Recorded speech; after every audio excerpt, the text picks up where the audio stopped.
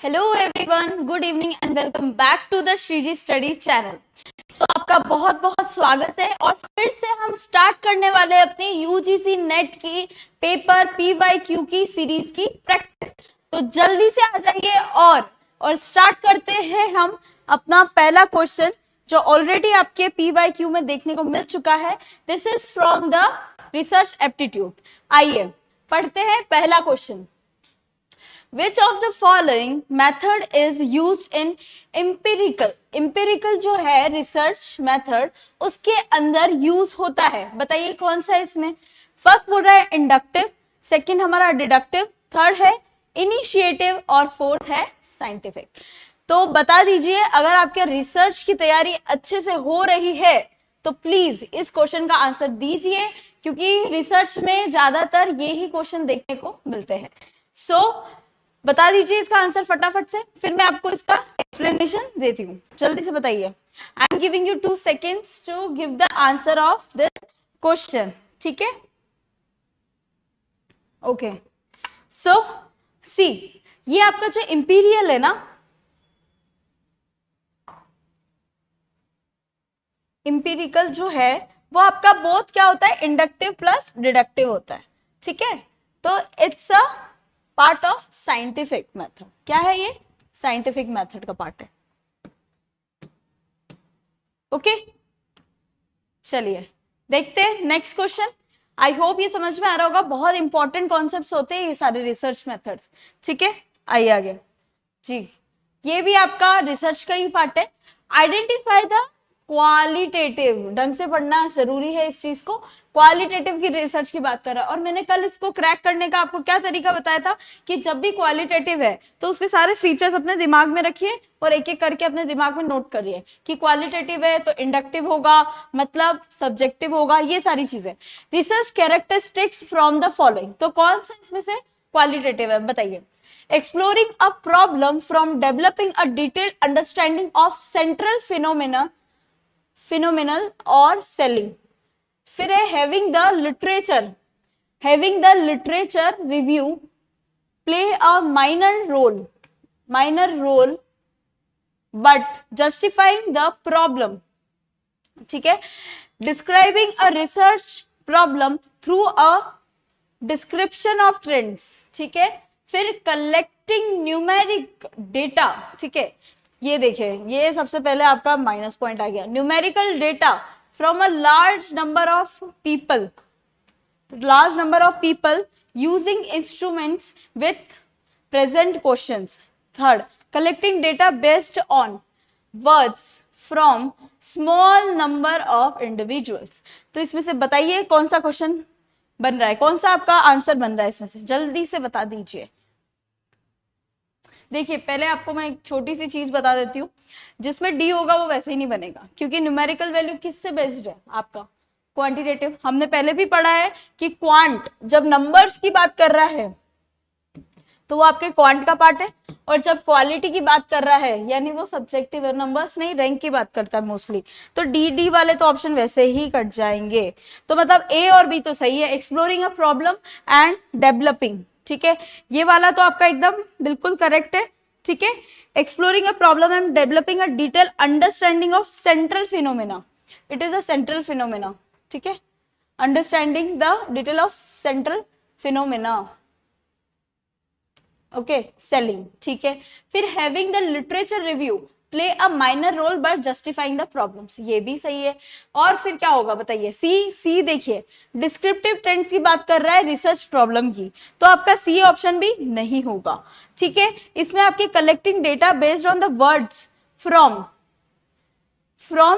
Small number of individuals, इसमें आप क्या कर रहे हो, कलेक्ट कर रहे हो डेटा और इंडिविजुअल के पर्सपेक्टिव के अकॉर्डिंग हो रहा है, तो ये सब्जेक्टिव है आपका, ठीक है? तो इसीलिए आपका ऑप्शन जो बन रहा है वो है ए, बी और ई, ठीक है? मूविंग टू द नेक्स्ट, ठीक है? ये एक बार हिंदी में देख लीजिए, आपको एक बार हिंदी में इसको पढ़ लीजिए, रीड आउट कर लीजिए।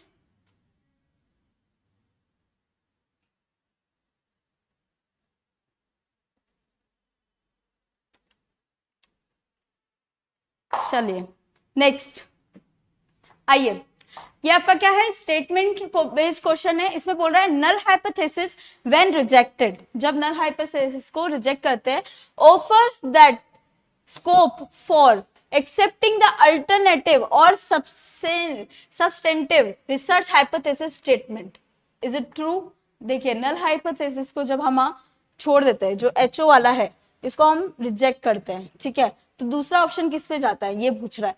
When the null hypothesis is rejected, ठीक है, when the null hypothesis is rejected there will be chances for committing beta rather than alpha error. बताइए इसमें से कौन सा है, जल्दी से बताइए, बहुत शानदार क्वेश्चन है ये।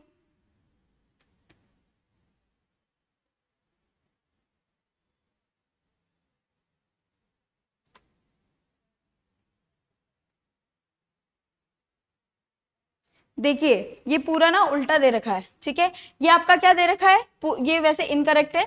देखिए इसकी जगह होता है एक्सेप्टेड, अगर ये एक्सेप्टेड है और नहीं, ठीक है, और नल हाइपोथेसिस की जब बात कर रहे हैं तो वो चांसेस ऑफ कमिटिंग बीटा नहीं होता, अगर इसकी जगह अल्फा एरर होता। ये उल्टा दे रखा है, अगर आपका क्या होता है अल्फा एरर, क्या होता है अल्फा एरर, ठीक है। नल हाइपोथेसिस का जब हम बात करते हैं, एचओ की बात कर रहे हैं हम लोग, एचओ से हम लोग नल हाइपोथेसिस को क्या करते हैं, डिनोट करते हैं, राइट। और अगर एचओ की बात कर रहे हैं तो नल हाइपोथेसिस इज रिजेक्टेड, तो हम क्या कमिट कर रहे हैं, अल्फा एरर कमिट कर रहे हैं, ना कि बीटा। तो आई थिंक ये, आई होप ये समझ में आ गया होगा, ठीक है। Scope of accepting the alternative और सब्स्टिट्यूटिव रिसर्च हाइपोथेसिस, ठीक है, ये आई थिंक आपको करेक्ट हो गया होगा, अल्फा होगा इसकी जगह। आइए ये हिंदी में देखिए एक बार, नेक्स्ट आइए, अब ये बताइए, when the independent variable is explored rather than manipulated, क्या बोल रहा है, मैन्युपुलेट की जगह आप क्या करोगे, एक्सप्लोर करोगे, to observe the effect on dependent variable the method of research is called. देखिए ये तो सबसे इजीएस्ट क्वेश्चन है आज का, बता दीजिए फटाफट से कि इसका आंसर क्या होगा। मैन्युपुलेट नहीं किया जा रहा है, जिसमें क्या कर रहे हैं हम लोग, सिर्फ स्टडी कर रहे हैं, स्टडी का इफेक्ट देख रहे हैं, ठीक है। और ऐसी कंडीशन किस में आती है, जिसके अंदर हम इस इंडिपेंडेंट वेरिएबल को मैन्युपुलेट नहीं करते हैं। ये कंडीशन आपकी किस में आती है, बताइए कौन से रिसर्च मेथड में आती है, ये आती है एक्स पोस्ट फैक्टो मेथड के अंदर। इसकी कंडीशन आपने पढ़ी होगी, इसके अंदर क्या होता है, आप इसको मैनिपुलेट नहीं करते, पर इसके इफेक्ट को किस पे देखते हो, डिपेंडेंट वेरिएबल के अंदर, जब इसको एक्सप्लोर किया जाता है, ठीक है। इसमें 2-3 कंडीशन ऐसे होती है, रैंडमली चॉइस नहीं होती है, ये सारी चीजें के बारे में ये बता रखा है, ठीक है। चलो moving to the next question, I hope ये कर पा रहे होंगे आप, जल्दी से बताइए। आइडेंटिफाई द प्रोबेबिलिटी की बात कर रहा है, किसकी बात कर रहा है, probability sampling procedure from the following, इसमें से कौन कौन सी प्रोबेबिलिटी सैंपलिंग है, क्वार्टा, स्ट्रेटिफाइड, डायमेंशनल, या फिर सैंपलिंग क्लस्टर्स, या सिस्टमैटिक सैंपलिंग, बताइए जल्दी बताइए, बहुत इजी है ये। अगर आपको प्रोबेबिलिटी नहीं आता है तो नॉन प्रोबेबिलिटी से आप ऑप्शन को कट कर सकते हैं, अगर आपको पता है इसमें से कोई नॉन प्रोबेबिलिटी है, बताइए कौन सा है नॉन प्रोबेबिलिटी, बताइए। वेरी गुड, आंसर आ चुका है, फर्स्ट आंसर। फर्स्ट किसका, इस वाले का जिसका आप दे रहे हो, नहीं फर्स्ट कैसे होगा, पहली बात तो क्वार्टा जो है आपका, क्वार्टा आपका नॉन प्रोबेबिलिटी का है ना, ए वाला ऑप्शन वैसे ही कट जाएगा क्योंकि ये क्या है आपका नॉन प्रोबेबिलिटी, ठीक है, नॉन प्रोबेबिलिटी का पार्ट है क्वार्टा, मतलब ए वाला ऑप्शन तो वैसे ही कट गया, ठीक है। आपका स्टेटा यस प्रोबेबिलिटी में है, डायमेंशनल नहीं होता है, ठीक है, सी वाला जो भी है वो भी कट जाएगा, ठीक है। तो आपका वैसे ही ऑप्शन थर्ड बच रहा है, दैट इज बी, जो कि है स्ट्रेटा, जिसमें स्ट्रेटा आप बनाते हैं उसके बाद आप सैंपलिंग करते हैं, ठीक है, अलग अलग, मतलब ये क्या होता है, homogeneous with in but heterogeneous between, ये इसकी क्या है, क्वालिटी है। और यही चीज उल्टी हो जाती है जब हम क्लस्टर की बात करते हैं, ठीक है। जब क्लस्टर्स फॉर्म होते हैं तो क्या होता है, होमो तो होता है, ये होमोजीनियस बिटवीन, और हेट्रोजीनियस विद इन, ठीक है। दिस इज द पार्ट, ठीक है। तो मतलब सिस्टमैटिक भी आ जाएगा, डी भी आ जाएगा और बी भी आ जाएगा, तो बी, डी और ई आपका जो है ये ऑप्शन सही है, ठीक है। हाँ, अच्छा प्रीवियस का था, चलिए अब बताइए, मेरे पास लेट मैसेज पहुंच रहा है आपका। A university teacher proposes a research project on why parents are apathetic, ठीक है, to the university programmers, which of the following research method will be most appropriate, इसमें से कौन सा होगा। इसको मैंने पहले भी एक्सप्लेन किया हुआ है एक बार, तो जल्दी से बता दीजिए इसमें से कौन सा होगा। कि कोई अगर टीचर है वो ये एक्सपेरिमेंट या फिर रिसर्च कर रही हैं, तो कौन सा होगा।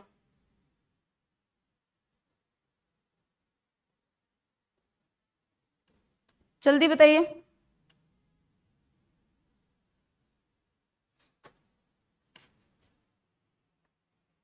बताइए बताइए। देखिए, जब आप बात कर रहे हैं एपैथिक, ठीक है, दिस इज कॉल्ड फीलिंग से रिलेटेड, अफेक्शन,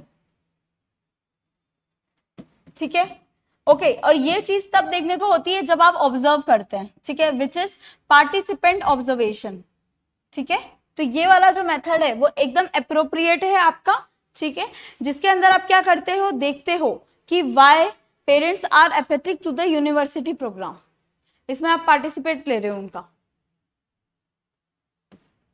चलो next, given below are two statement, first ICT based teaching support system has the potential to optimise learning outcome, yes हो सकता है, ठीक है।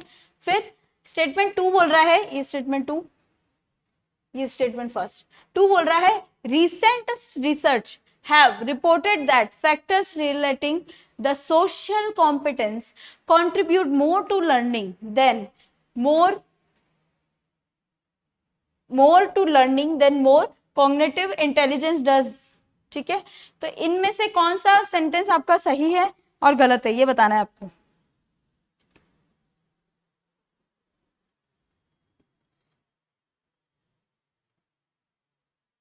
जल्दी से बताइए, वेटिंग फॉर द आंसर्स। जी, इसमें आपके जो दोनों ही सेंटेंस है वो करेक्ट है, क्यों, क्योंकि देखिए आईसीटी जो बेस्ड टीचिंग या सपोर्ट है वो तो क्या कर रहा है, पॉजिटिव बात कर रहा है, यस, और है ना ऑप्टिमाइज करता है, क्या करता है, ऑप्टिमाइज आउटकम को, ठीक है। पर सेकंड भी ये बोल रहा है रिसेंट रिसर्च जो है have reported that factors related to social competence, जो social competence है, competent more to learning than more cognitive intelligence, obviously ये क्या कर रहा है, more learning पे focus है more than किसके बजाय, cognitive के। तो ये both the sentence आपका क्या हो रहे हैं, एकदम absolutely true, ठीक है। I hope आपको clear हो रहा होगा, क्योंकि ये तो बहुत सिंपल था, इसमें कुछ नहीं करना है। चलो आइए आगे, नेक्स्ट क्वेश्चन, मतलब ये एक बार हिंदी में लुकआउट कर लीजिए। आइए, सेम चीज है, टू स्टेटमेंट दे रखा है, रिलायबिलिटी की बात कर रहे हैं, is a necessary but insufficient condition for validity aspect of a research tool, ठीक है। Validity is threaten when a test measures only the construct it is design to measure in a research. बताइए इसमें से कौन सा होगा सही।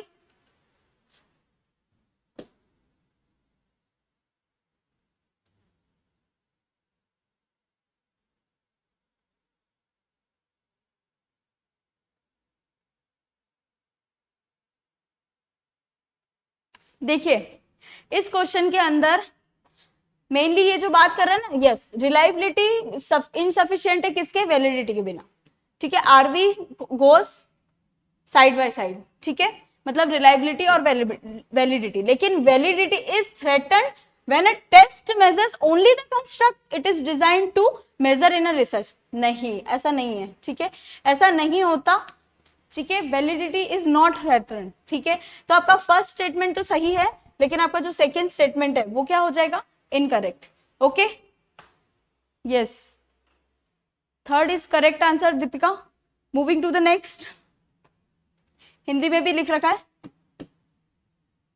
खतरे में पड़ जाती है, ठीक है, नेगेटिव बोल रहा है ये। आइए ये बताइए, ये वापस आपका क्या है, वो सैम्पलिंग है, ये मेथड इसमें नॉन कर दो, बेस्ड ऑन नॉन। हाँ, ये नॉन प्रोबेबिलिटी के बेस पे है, वो आपने जो किया था वो क्या था, प्रोबेबिलिटी के बेस पे है। अब इस पे क्या बताना है हमें, नॉन। बताइए फटाफट। अब उसमें तो आपको याद होगा कि प्रोबेबिलिटी कौन कौन से थे, तो जल्दी से इसमें नॉन को बताइए। Waiting for the answers.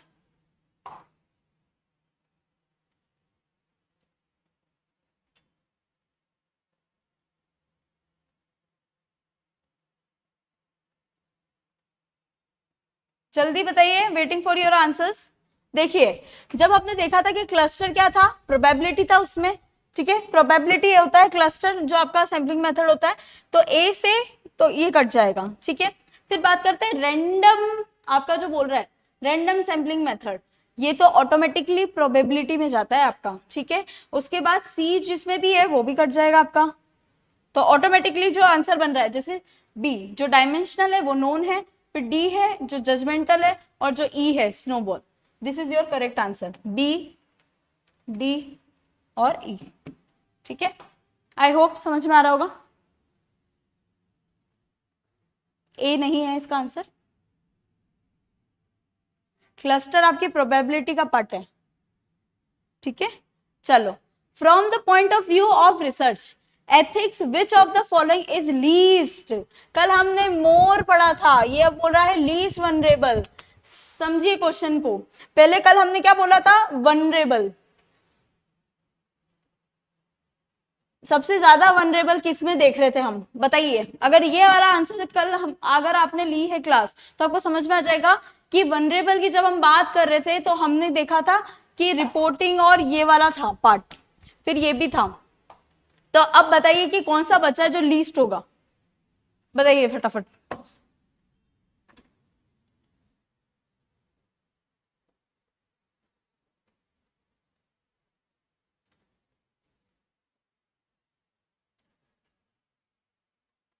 देखिए, सेकेंड और थर्ड तो होंगे नहीं, क्योंकि डेटा एनालिसिस और ये सबसे ज्यादा होता है, लीस्ट नहीं होता है, ठीक है। फिर citing a theory in a support of one's thesis, ये भी आपका एक तरह से सेंसिटिविटी का पार्ट आता है, ठीक है। तो इस वजह से आपका क्या ऑप्शन बन रहा है इसका, that is problem formulation and identifying variable, ये ठीक है, वेरिएबल्स। ये जो तीन है ये ऑलरेडी आपके क्या होते हैं, ज्यादा होते हैं, मोर सेंसिटिव होते हैं या फिर, ठीक है, इस वजह से।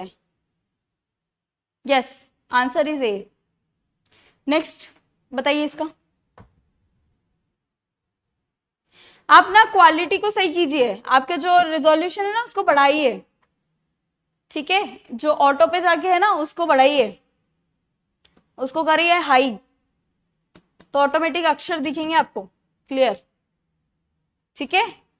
चलिए इसका दीजिए, identify the features of scientific method, scientific method की बात कर रहे हैं जो हमने शुरू में डिस्कस किया था, फ्रॉम द फॉलोइंग लिस्ट, ठीक है। फर्स्ट बोल रहा है clearly defined variables and procedure, second बोल रहा है एम्पिरिकली वेरिफिएबल हाइपोथेसिस, फिर थर्ड बोल रहा है लिटिल और no scope for self correction, फिर लिंग्विस्टिक जो आपकी बात कर रहा है भाषा की, justification of conclusion.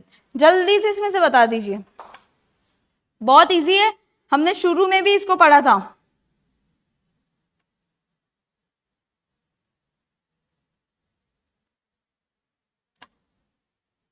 Ability to rule out rival hypothesis, जी बताइए इसमें से साइंटिफिक कौन सा होगा। ठीक है, कल मैं बात करूंगी कि अगर आपको सही नहीं दिख रहा है, कल से हम लोग थोड़ा और इसको क्लैरिटी में लाने की कोशिश करेंगे, ठीक है। अभी जितना प्लीज आपसे मैनेज हो पा रहा है, एक बार आप इसका आंसर दीजिए, ठीक है। देखिए, ये तो हमें पता है कि इंपीरिकली, ये हमने फर्स्ट में पढ़ा था, तो बी तो कहीं ना कहीं आपका ऑप्शन में होगा, तो ऑटोमेटिकली थर्ड तो कट जाएगा, ठीक है। उसके बाद बोल रहा है there is no scope for self correction, जहां पे सेल्फ करेक्शन का स्कोप नहीं है वो साइंटिफिक कैसे हुआ, क्योंकि जब हम बात कर रहे हैं, हम बात किसकी कर रहे हैं, हम बात जब कर रहे हैं इंडक्टिव प्लस डिडक्टिव की, तो उन दोनों के नेचर आने चाहिए, तो हम सी को भी काट देंगे क्योंकि होता है इसको, तो सी वाले ऑटोमेटिकली कट जाएंगे, ठीक है। फिर बात कर रहे हैं हम डी की, लिंग्विस्टिक जस्टिफिकेशन ऑफ कंक्लूजन, नहीं, भाषाओं का क्या लेना देना है, ठीक है, तो बी भी कट जाएगा आपका, मतलब आई मीन डी भी कट जाएगा, तो जो ऑप्शन बन रहा है वो है ए, बी और आपका है ये ई, ठीक है। तो इसमें क्यों हुआ, एक तो हाइपोथेसिस की बात कर रहे हैं, ठीक है, ability to rule out rival hypothesis, scientific तरीके से हम लोग जब हाइपोथेसिस को प्ले आउट करते हैं रिसर्च में, उसके लिए बोल रहा है clearly defined variables and process are absolutely correct, तो ए, बी और आपका ई ऑप्शन आ गया। आई थिंक ये क्लियर हो गया होगा, है ना, ये आंसर है आपका फर्स्ट वाला, ओके, सी नहीं होगा, ठीक है। आइए आगे, अरे ये तो बहुत ही इजी क्वेश्चन है, ठीक है, बताइए, in which of the scales of measurement the properties of classification and order both are present, जिसमें क्लासिफिकेशन और ऑर्डर के दोनों आपके पास प्रेजेंट है कैरेक्टरिस्टिक, बताइए।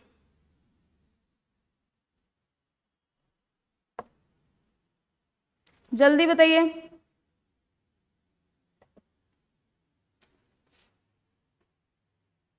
इंटरवल में कैसे होगा बच्चा, देखिए इंटरवल में नहीं होगा, और नॉमिनल में सिर्फ नंबर की बात करते हैं, पर ये क्या बोल रहा है, ऑर्डर, ऑर्डर प्लस क्लासिफिकेशन, इसका मतलब ऑर्डिनल, ऑर्डिनल की बात कर रहा है ये, क्यों, देखिए नॉमिनल में सिर्फ क्लासिफिकेशन होता है, क्लासिफिकेशन, ठीक है, या नंबर की बात करता है, उसके बाद आपका होता है ऑर्डिनल, ऑर्डिनल में आपका क्लासिफिकेशन प्लस इसके अंदर रैंक आ जाता है और ऑर्डर आ जाता है ना, ठीक है। इसके बाद आपका जो आता है next scale that is interval, interval में क्या आता है, पहले के सारे characters first plus second plus third और साथ में, सॉरी फर्स्ट एंड सेकंड, और साथ में क्या आएगा, इक्वल इंटरवल्स, इक्वल होने चाहिए डिस्टेंस, है ना, इक्वल डिस्टेंस, और जो लास्ट है हमारा दैट इज रेशियो, रेशियो में सब आता है, थर्ड तक आएगा पूरा, फर्स्ट के भी कैरेक्टर, सेकंड के भी कैरेक्टर, थर्ड के भी कैरेक्टर, साथ में हमारे साथ आएगा 0, ठीक है। तो इसमें जो दो चीज के कैरेक्टर मांग रहा है वो क्या है, ऑर्डिनल, यस, मतलब क्लासिफिकेशन और रैंक के। आई होप ये क्लियर हो गया होगा आपको, है ना, ठीक है। ये स्केल्स अच्छे से पढ़ लेना, ये फ्री के मार्क्स है, ये एक बार समझ आ जाते हैं ना तो इट्स वेरी इजी। चलो आइए बताइए, a teacher intends to establish the relationship between educational status of parents and scholars, ठीक है, scholars, और फिर बोल रहा है ये achievement of pupils, तो बताइए which of the following method of research will be considered appropriate for this study, scholastic, जल्दी से बताइए।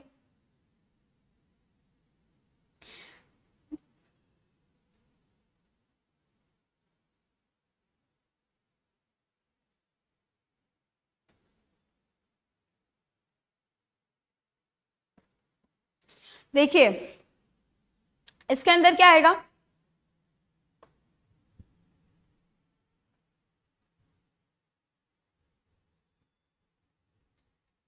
इसके अंदर देखिए, ना तो आपका ये फिलोसॉफिकल आएगा, ठीक है, ना हिस्टोरिकल आया, अभी तक आपने आंसर नहीं दिया है पर मैं अभी आपको एक्सप्लेन करने जा रही हूं, ठीक है।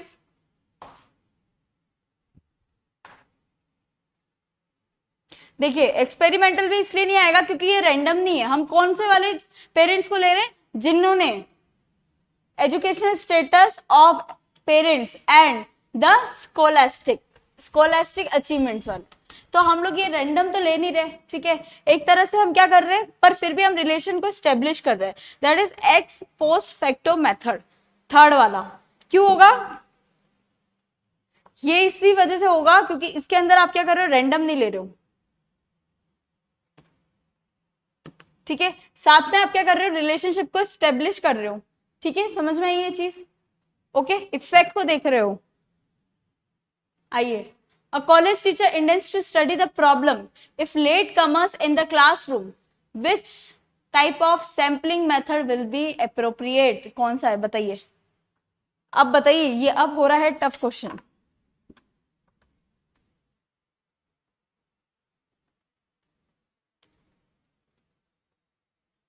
जल्दी से बताइए,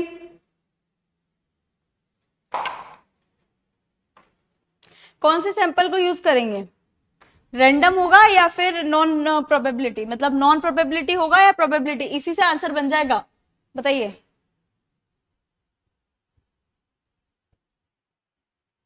I am waiting for the answers. अब देखिए, एक ये चीज बताइए, ये क्या बोल रहा है? To study the problem if late comers in the classroom. तो ये क्या है? लेट कमर्स की स्टडी कर रहा है, कोई रैंडम नहीं पढ़ रहा है, ठीक है? तो ये नॉन रैंडम जो हमारा होगा वो होगा इसका आंसर। तो ये देख रहे हैं हम, क्लस्टर की बात कर रहे हैं, स्ट्रेटा की बात कर रहे हैं और रैंडम, ये तीनों क्या है आपके? रैंडम है, रैंडम है और प्रोबेबिलिटी है, ठीक है? तो जो नॉन प्रोबेबिलिटी होगा वो आपका आंसर है, that is purpose, purposive non probability है, ठीक है? और ये भी आपका क्या है? प्रोबेबिलिटी है, ठीक है? अगर आपको इतना भी पता चल जाता ना कि ये चीज किससे रिलेटेड है और ये चीज आपकी किससे रिलेटेड है? नॉन प्रोबेबिलिटी से, तो आपका आंसर बन जाता। समझ में आई? इस टाइप से क्वेश्चन किया जाता है। चलो आओ next.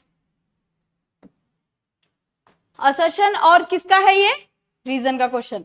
Research ethics mandates use of the appropriate and authentic procedure to arrive at truth and advancing solutions to problem.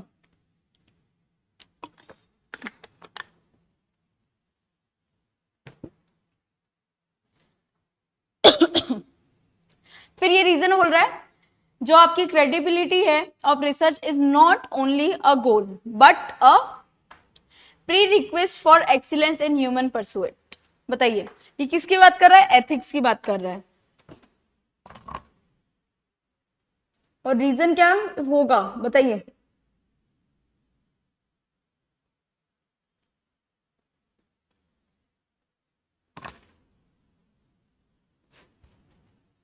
जी देखिए, इसमें क्या हो रहा है, ये बोल रहा है रिसर्च जो एथिक्स है वो मैंडेट होती है यूज करने के लिए एप्रोप्रिएट, ऑथेंटिक और ये processes to arrive at truth. ये एब्सोल्युटली सही बोल रहा है कि आपके जो एथिक्स चाहिए होते हैं, जब आप एथिक्स मेनली रिपोर्ट बनाते हो, सैंपल्स को कलेक्ट करते हो, इन सब में क्या चाहिए होता है आपको? एथिक्स चाहिए होते हैं, रिसर्च एथिक्स। तो क्रेडिबिलिटी जो है रिसर्च की is not only a goal but pre request for the excellence in human pursuit. Actually credibility आपके सिर्फ रिसर्च के ऊपर डिपेंड नहीं करती, ठीक है, गोल के ऊपर, बट क्या है वो? एक्सीलेंस ह्यूमन खुद। तो अगर आप किस हिसाब से कर रहे हो, एथिकली किसी चीज को कर रहे हो, वो तरीके से करना चाहिए, तब जाके आपकी एक्सीलेंस दिखेगी, प्रॉब्लम का ढंग से सॉल्यूशन आएगा। तो both A and R correct, ठीक है? Yes correct Deepika. चलिए ये देखिए, हिंदी में भी देख लीजिए एक बार।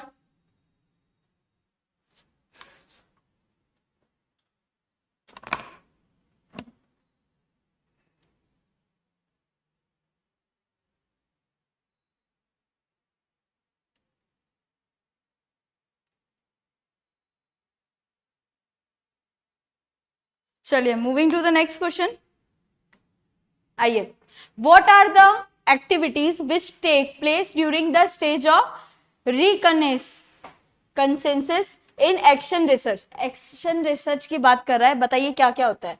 आइडेंटिफाइंग एंड क्लासिफिकेशन या क्लासिफाइंग जनरल आइडियाज या describing the facts of the situation, explaining the facts of the situation, constructing a general plan या developing the next action plan steps. जल्दी बताइए इसका। इजी है ये। एक्शन रिसर्च के बारे में अगर आपने पढ़ा होगा तो इसमें जो होता है वो क्या क्या होता है इसके अंदर, जल्दी से बताइए। एक्चुअली ये सिचुएशन बेस्ड होता है, ठीक है? तो ये चीज क्या होगा, एक तो आपका डिस्क्राइबिंग द फैक्ट होगा, ठीक है, और उसी के साथ क्या होगा? Explaining the facts of the situation. क्योंकि सिचुएशन क्यों आ रहा है? क्योंकि ये सिचुएशन बेस्ड है, ठीक है? यस, बी और C, describing the facts of the situation और explaining the facts of the situation, this is the correct. ठीक है, बी और सी जो आपका आंसर है ये एक सिचुएशन बेस्ड है। हमने पढ़ा था ये इमीडिएट है, इमीडिएट सॉल्यूशन है प्रॉब्लम को, टू अ प्रॉब्लम, इस वजह से। ठीक है, यस यस करेक्ट दीपिका। चलो आओ नेक्स्ट बताओ। List first gives of the communication और while list second provides the central question address by them. ठीक है, तो ये जो आपकी चीज दे रखी है आपको मैच करनी है। ठीक है, पहले बोल रहा है एथनोग्राफी, फिर बोल रहा है ह्यूरिस्टिक्स, फिर बोल रहा है फिनोमेनोलॉजी, फिर सिंबॉलिक। ये सारी चीजों को आपको मैच करना है कि कौन किससे मैच हो रहा है। जल्दी से इसका आंसर दीजिए।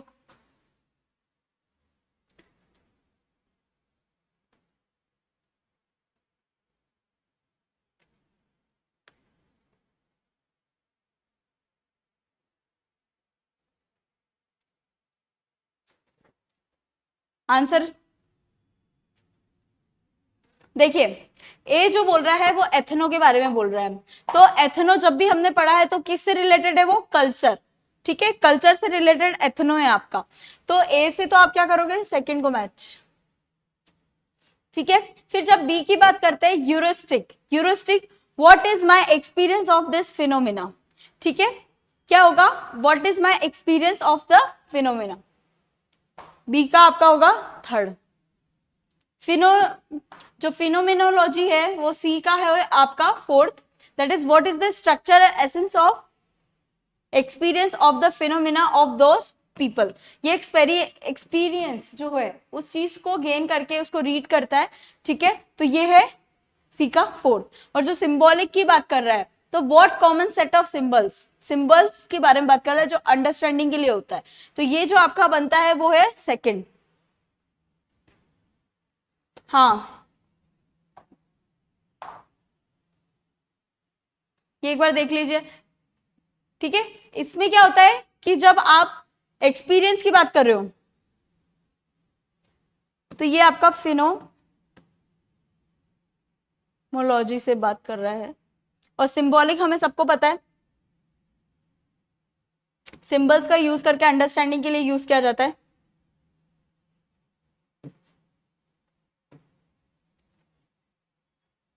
ठीक है, आई होप ये समझ में आ गया होगा। इसका आंसर सेकंड है ना।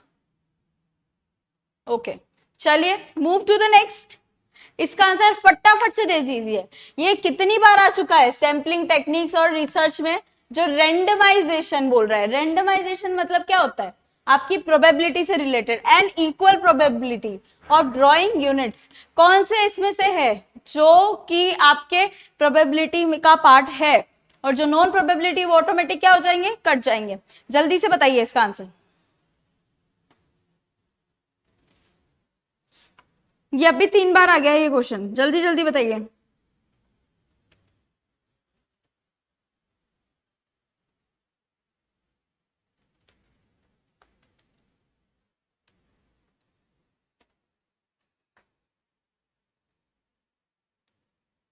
जल्दी बताइए।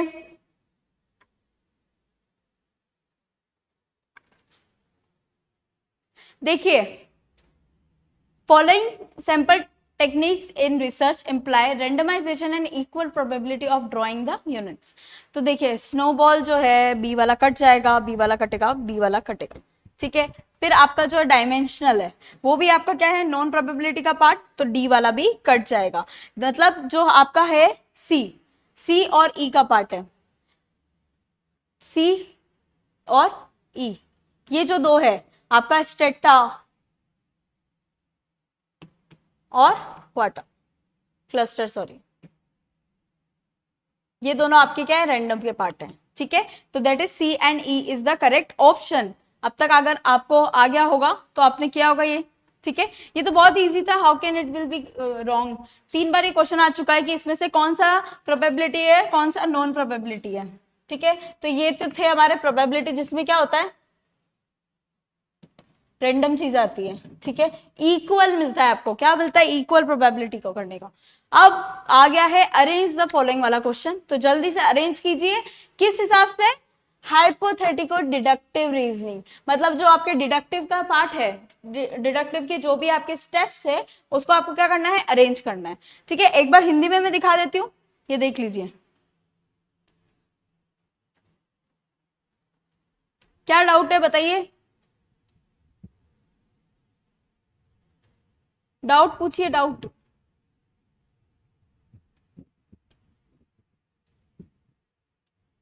डाउट पूछिए तो सही।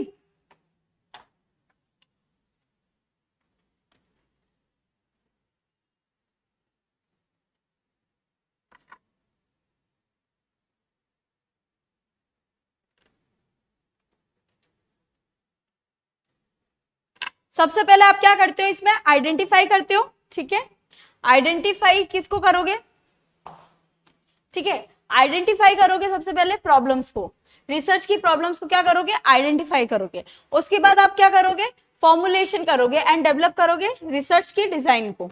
ठीक है, मतलब ए आएगा पहले, फिर डी आएगा। उसके बाद आप जब बात करोगे defining the population and defining a subset of theorem. ठीक है, सबसेट ऑफ थ्योरम। उसके बाद सी आएगा आपका data collection using appropriate research task followed by data analysis, that is C, and last is taking a decision of substantive research hypothesis via आपकी testing of the null hypothesis, that is E। तो जो आपका option है that is first, yes, very good, first option। You are new to the channel, so welcome। आगे बोलो क्या doubt है, इसका आंसर ठीक है फर्स्ट है आपका। आइए, all research aids to corpus of knowledge by advancing a theory. ठीक है, फिर बोल रहा है statement 2, the focus of the action is basically on the amelioration of prevent, ठीक है, prevalent practices in light of above. कौन से सही है कौन से गलत है, एक बार हिंदी में भी देख लीजिए। ठीक है, बताइए, all research aids to the corpus of knowledge by advancing a theory. ठीक है, ये ऐसा जरूरी है क्या कि हमेशा एडवांस करे थ्योरी को, पहली बात तो ये। फिर the focus of the action is basically on the amelioration of prevalent practices. सही है क्या ये, बताइए क्या होगा इसका आंसर, बताइए। फर्स्ट नहीं, देखिए जो आपकी बात कर रहा है ना ये कि knowledge by advancing the theory, जरूरी नहीं है एडवांस करे थ्योरी को। ठीक है, कभी कभी आप क्या करते हो, सिर्फ प्रॉब्लम का सॉल्यूशन भी निकाल लेते हो, वो भी ऐड हो जाती है आपकी नॉलेज में। हमेशा advancing a theory is not necessary. All research बोल रहा है ये, ऑल। यहां अगर रिसर्च होता ना then it will be okay, पर इसने क्या कर दिया, यूनिवर्सल कर दिया कि all research, that is wrong. तो फर्स्ट तो आपका इनकरेक्ट है पर सेकंड बिल्कुल सही है। ठीक है, आई होप आपको समझ में आ रहा होगा। लास्ट वाला ऑप्शन है fourth, first is incorrect and second is true, second is correct. ठीक है, चलिए, तो आई होप आपको बहुत अच्छा लगा होगा, इंटरेस्टिंग लगा होगा। आप आंसर देंगे तो मैं आपसे कन्वर्स कर पाऊंगी, अगर आप आंसर नहीं देंगे तो मैं सॉल्यूशन आपको जो डाउट आ रहे होंगे उसके नहीं दे पाऊंगी। तो बेस्ट चीज है कि आप इसमें बने रहिए, पीवाईक्यू को और ज्यादा से ज्यादा प्रैक्टिस कीजिए। और अगर आपको लगता है कि कुछ डाउट्स है जो आप नहीं सॉल्व कर पा रहे, वो आप मुझसे पूछ सकते हैं, I can give the answers on your doubts. ठीक है, सो आई होप ये सेशन अच्छा रहा होगा। बहुत सारे पीवाईक्यू किया आज हमने रिसर्च से बेस्ड, और यही टाइप की रिसर्च आती है कि इनमें से कौन सी अप्लाई हो रही है कौन सी अप्लाई नहीं हो रही है। तो आई विश आप इन चीजों को अच्छे से पढ़े और प्रैक्टिस करें यहाँ के। ठीक है, all the best and have a good night. कल फिर मिलेंगे इसी समय पे।